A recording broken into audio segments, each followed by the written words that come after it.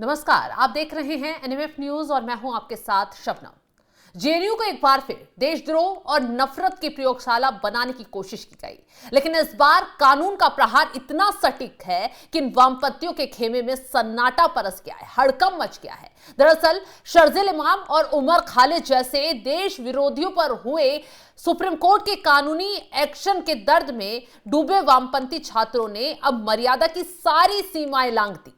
जब जेल की सलाखों के पीछे देश तोड़ने की साजिश रचने वाले शर्जिल इमाम और उमर खालिद पर सुप्रीम कोर्ट ने शिकंजा कसा तो जेएनयू के कैंपस में उनकी वैचारिक औलादे बिलबिला उठी। यानी जेएनयू में वामपंथी और टुकड़े टुकड़े गैंग का दर्द बाहर निकल आया। इसी बौखलाहट में देश के प्रधानमंत्री नरेंद्र मोदी और गृह मंत्री अमित शाह के खिलाफ कब्र खोदेगी जैसे शर्मनाक और हिंसक नारे लगाए गए, लेकिन खुद ही अपनी कब्र खोदने में ये लोग खड़े नजर आए। वो कैसे, बताते हैं। दरअसल वामपंथियों ने जो हरकत की उसके खिलाफ कोई और नहीं बल्कि जेएनयू प्रशासन ने ही इस बार तुरंत सख्ती दिखाई और पुलिस से एक्शन के लिए गुहार लगाते हुए एक लेटर लिख दिया। कैंपस के भीतर देश विरोधी मानसिकता पालने वालों में इस एक्शन से हड़कंप मच गया। जेएनयू के वामपंथी छात्र संगठन की इस घिनौनी हरकत पर दिल्ली पुलिस का तुरंत डंडा चला, एफआईआर दर्ज की गई। वसंत कुंज नॉर्थ थाना पुलिस ने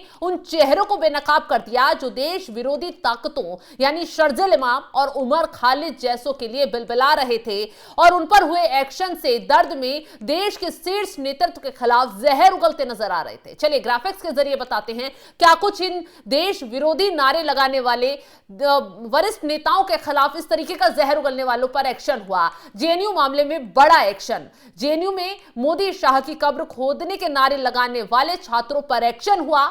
आपत्तिजनक नारे पर वसंत कुंज नॉर्थ थाना पुलिस ने केस दर्ज किया और आपको बता दें जेएनयू स्टूडेंट्स यूनियन के चारों पदाधिकारी के खिलाफ जेएनयू प्रशासन ने शिकायत दर्ज करवाई थी, जिसमें अदिति मिश्रा, गोपिका बाबू, सुनील यादव, दानिश अली, संयुक्त सचिव समेत अन्य के खिलाफ केस दर्ज किया गया था। जेएनयू में वामपंथियों की हरकत पर मुख्यमंत्री देवेंद्र फडणवीस भड़कते हुए नजर आए हैं। मुख्यमंत्री देवेंद्र फडणवीस ने न इन लोगों को सिर्फ चेतावनी दी है बल्कि मुख्यमंत्री देवेंद्र फडणवीस ने दिल्ली के जेएनयू कैंपस में प्रधानमंत्री मोदी और गृह मंत्री अमित शाह के खिलाफ हुई नारेबाजी पर तीखा हमला भी बोला है। नागपुर में फडणवीस ने इस घटना को देश विरोधी मानसिकता से जोड़ते हुए कड़े शब्दों में चेतावनी दी और कहा कि ऐसी मानसिकता को पनपने नहीं दिया जाएगा। जेएनयू में शर्जिल इमाम जैसी सोच रखने वालों की औलादें पैदा हुई हैं और ऐसे लोगों के नापाक इरादों को कुचल दिया जाएगा। फडणवीस ने आगे कहा, ये वही लोग हैं जो देश तोड़ने वालों की भाषा बोलते हैं और देश विरोधियों के साथ खड़े होते हैं। ऐसी नापाक इरादों को हम कुचल देंगे। क्या कुछ कहा मुख्यमंत्री देवेंद्र फडणवीस ने, तो पहले आपको वो सुनवाते हैं।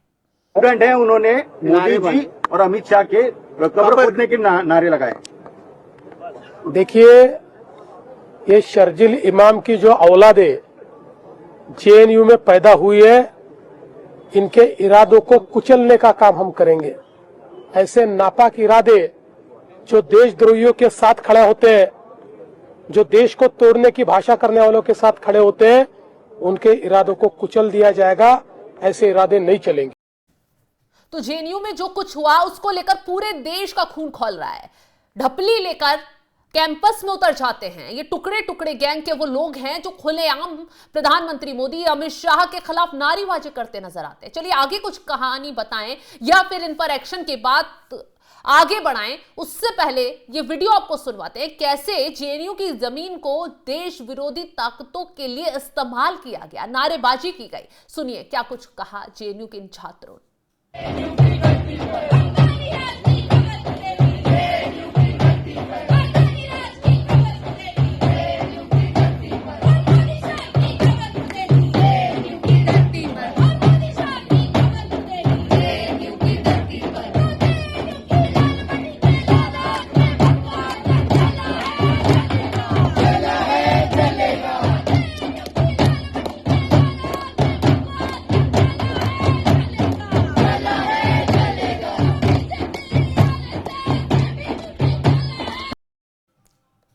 क्यों ये लोग प्रदर्शन इस तरीके से कर रहे थे, क्यों इनके टारगेट पर मोदी शाह थे, इसकी कहानी जानेंगे तो आप भी हैरान हो जाएंगे। दरअसल एक तो जेएनयू कैंपस में कुछ नियम कानून लागू किए गए हैं, क्योंकि मोदी सरकार की तरफ से सख्त जो आदेश जारी किए गए उसके अकॉर्डिंग जेएनयू प्रशासन ने अब किसी भी बाहरी की एंट्री पर जेएनयू में बिल्कुल रोक लगा दी है।